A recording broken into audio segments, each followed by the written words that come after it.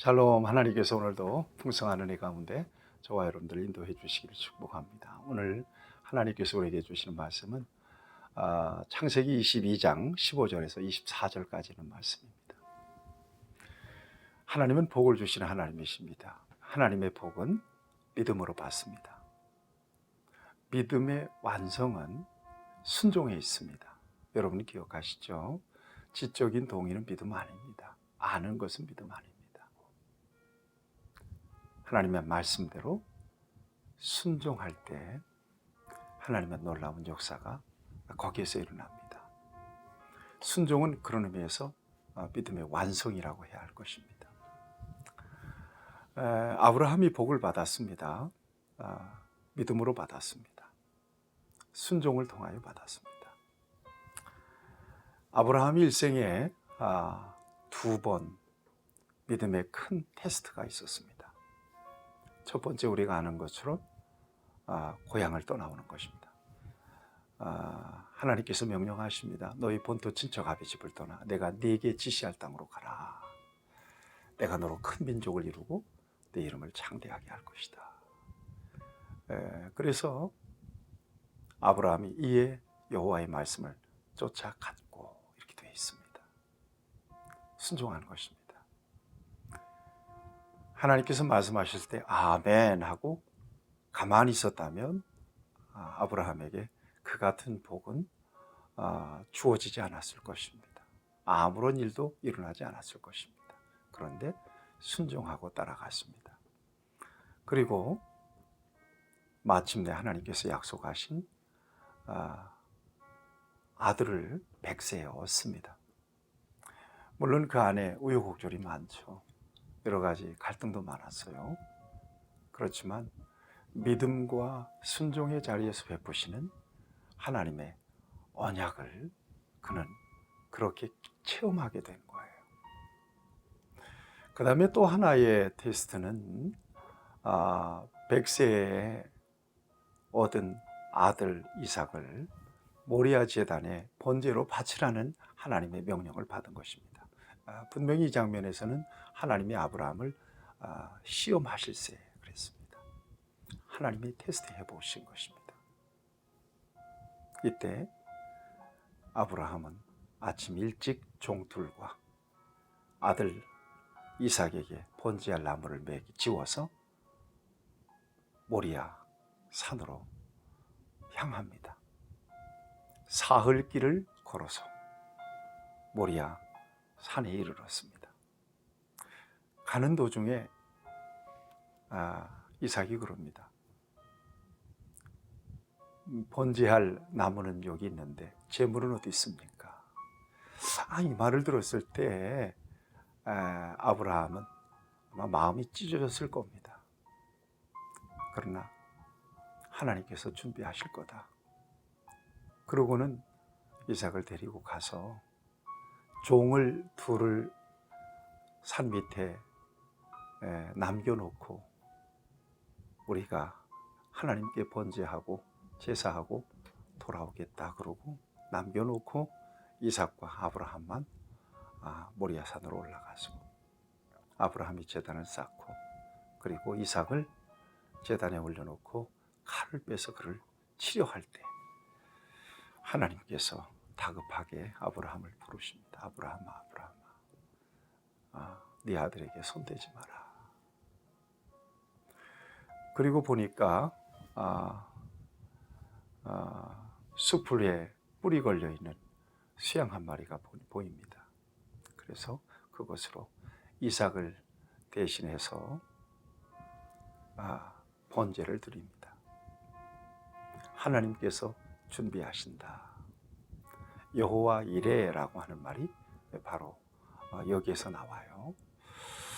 자, 이 같은 일련의 과정을 통해서 오늘 저와 여러분들이 확인할 수 있는 것은 하나님께서 기뻐하시는 것은 믿음이다. 그 믿음의 완성은 순종에 있다. 하나님은 믿음과 순종의 역사를 통해서 반드시 하나님이 하시고자 하시는 일들을 이루시고 영광을 거두시고 또 축복 축복하시는 것을, 복을 주시는 것을 우리에게 보여주십니다.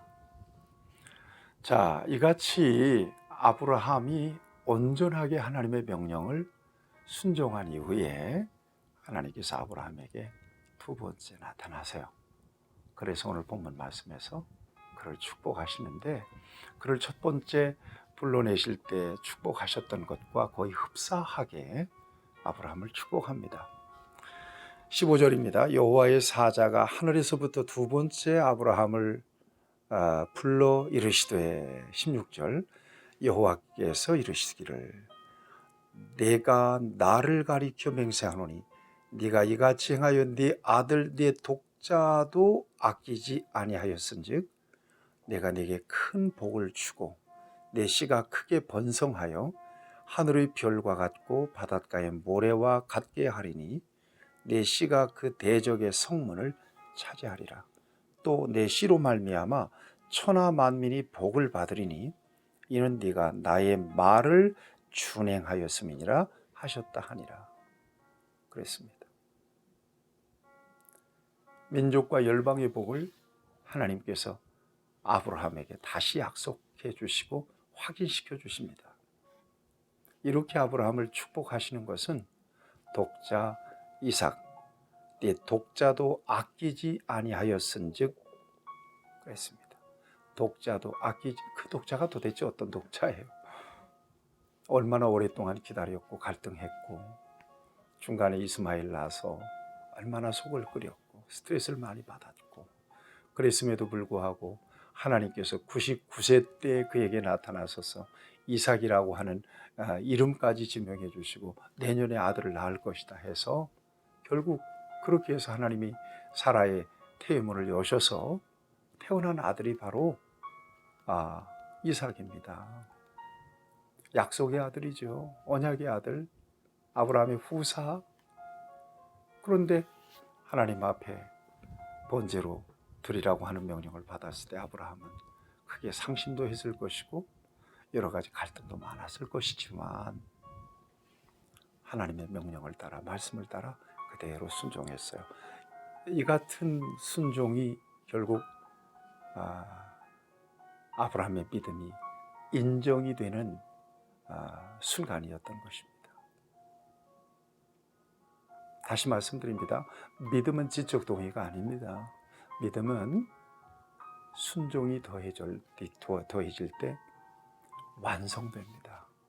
여기에 사건이 일어나요. 여기 하나님이 하시고자 하시는 역사가 나타나요. 여기에 기적이 있어요. 분명히 하나님께서 밝히십니다. 나의 말을 준행하였음이니라 하셨다 하니라. 18절 말씀. 네가 나의 말을 준행하였다, 지켰다, 순종했다, 이 말입니다. 다시 강조합니다. 하나님께서 우리에게 주시는 명령과 말씀에 대하여 우리가 어떻게 순종해야 되느냐? 말씀대로 순종해야 됩니다. 유익이 없고 이해가 안 돼도 그대로 순종해 드려야 합니다.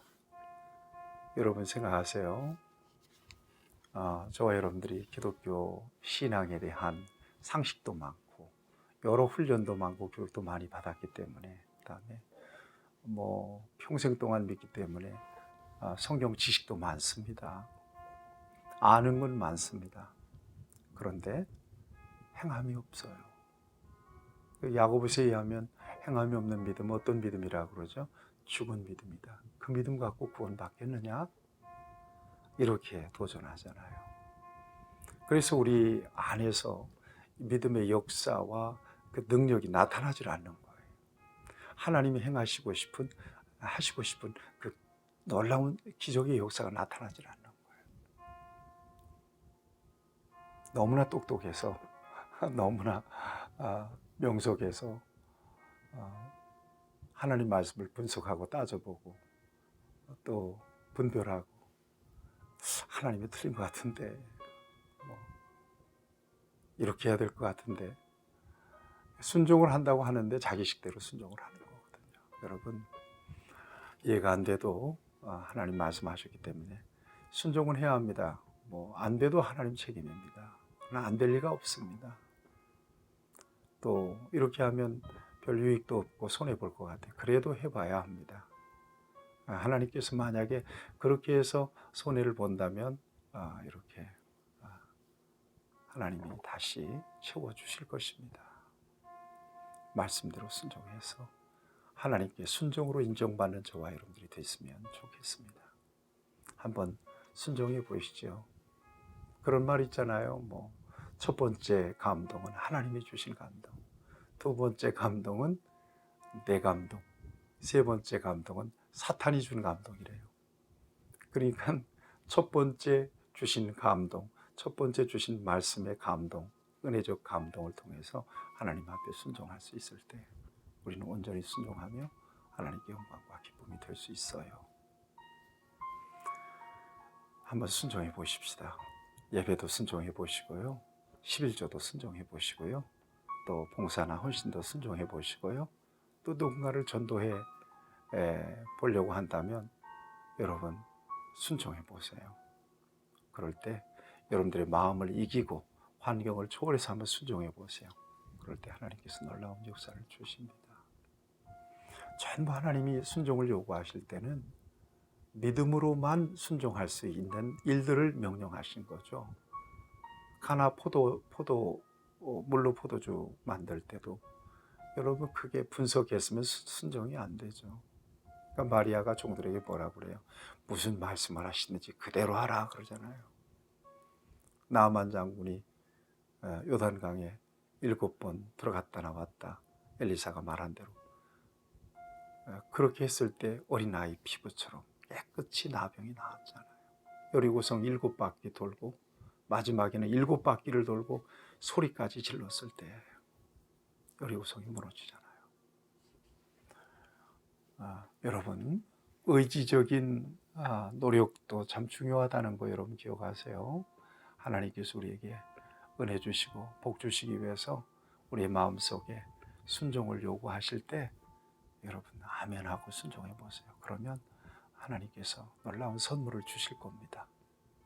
순종으로 인정받고 귀하게 쓰임받는 저와 여러분들이 되길 바랍니다. 자, 아브라함이 고향 떠나온 지가 벌써 75세에 떠나왔으니까 상당한 시간이 흘렀잖아요. 그런데 갑자기 여기 아브라함의 형제인 나홀의 그 소생들이 나옵니다. 나홀이 8명의 형제를 낳거든요. 그러니까 고향 떠나왔으니까 고향에 있는 형제들 소식은 깜깜하죠. 그런데 성경은 갑자기 아브라함의 형제인 데라의 아들이죠.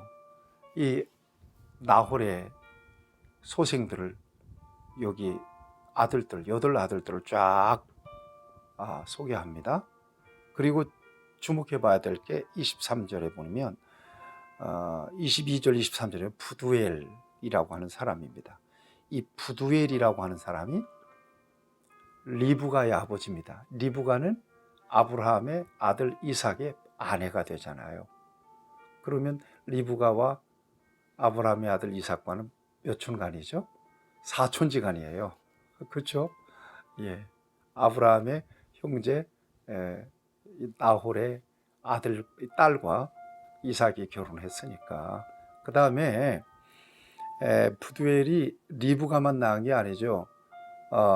리브가의 오라버니 라반이라고 있습니다. 라반도 낳았습니다. 근데 이 라반은 누구냐?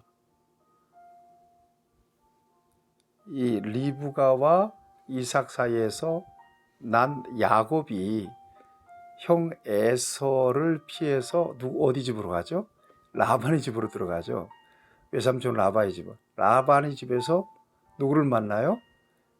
레아와 라헬이 있는데 두 딸과 결혼하게 돼요. 그래서 12아들을 낳았잖아요. 그 몸종들과 함께 해서. 여러분 참 족보가 이상하게 돌아가죠. 그러면 어떻게 되는 거예요? 이게 족보가. 여러분 그런데 우리가 주목해 봐야 될 게 있어요. 왜 갑자기 여기 나홀이 나오고 부두엘이 나오고 여기 리브가가 나오고 뭐 이런 역사가 족보가 나오느냐? 이게 족보가 지금 지향하고 있는 방향이 있어요. 목적한 바가 있다니까요. 궁극적으로는 어디를 향하고 있어요? 예, 이렇게 해서 야곱이 또 이게 뭡니까? 라반의 딸 라헬과 결혼해서 12아들 낳고 12아들 가운데서 뭐 유다 지파 다윗 해서 예수님 나게 하시려고 하는 거거든요. 구속의 역사에 이것이 바로. 여튼 오늘 저와 여러분들은 믿음과 순종을 통해서 하나님 주시는 복을 누리기 위해서 저와 여러분들의 신앙생활을 좀 점검해 보시고 자기중심적으로 신앙생활하고 있는지 진정으로 말씀대로 순종하고 있는지 이걸 좀 잘 살피셔서 우리도 한번 사모합시다. 아브라함처럼 민족과 열방의 복을 좀 사모해 보십시다. 하나님께서 은혜 주실 줄로 믿습니다. 하나님 아버지, 주의 은혜로 우리를 붙드셔서 하나님을 믿는 자로 세워주셨사오니 말씀하신 대로 순종해서 하나님이 행하시는 놀라운 역사를 보게 해 주시옵소서. 예수님의 이름으로 기도하옵나이다. 아멘. 여러분 축복합니다.